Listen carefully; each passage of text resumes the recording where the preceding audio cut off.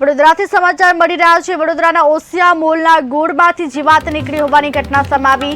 પાદરા એપીએમસીના પૂર્વ ચેરમેન ભાસ્કર પટેલે કરવો અનુભવ થયો।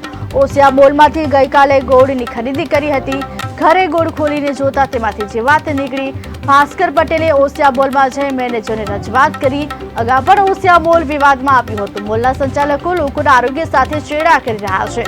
સમગ્ર ઘટનાને લઈ ગ્રાહક દ્વારા ફરિયાદ કરવામાં આવી છે। જો કે હાલ ઓસિયા મોલમાં જઈ મેનેજરને ફરિયાદ કરી હતી। ઘરે ગોળ ખોલીને જોતા તેમાંથી જીવાત નીકળી હતી।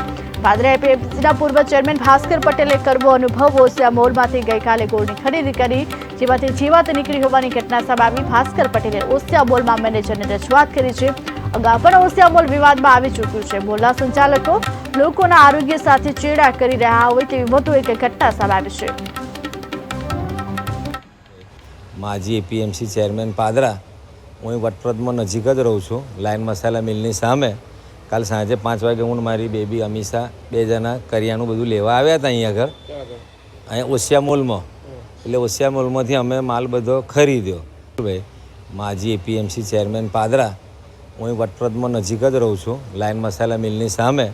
કાલ સાંજે 5 વાગે હું મારી બેબી અમીષા 2 જણા કરિયાણું બધું લેવા આવ્યા હતા અહીંયા આગળ, અહીંયા ઓસિયા મોલમાં। એટલે ઓસિયા મોલમાંથી અમે માલ બધો ખરીદ્યો, એમાં આ ગોળ પણ લીધો અમે। પછી આજે સવારે મને છોકરી ગોળ ખોલ્યો હશે વાપરવા માટે, કે પપ્પા અંદર જીવડા છે। એટલે હું લઈને અહીં મોલ પર આવ્યો।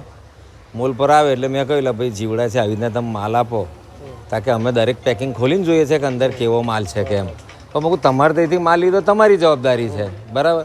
એટલે આવો ઉદ્ધર જવાબ મને આપ્યો। એટલે પછી મેં મીડિયાનો કોન્ટેક્ટ કર્યો અને મહીથી જીવડા અને સડેલો ગોળ હતો। એટલે મેં વિડીયો ઉતાર્યો ને તમારા લોકોને જાણ કરી એમ। એટલે આવું બીજા માણસ જોડે ના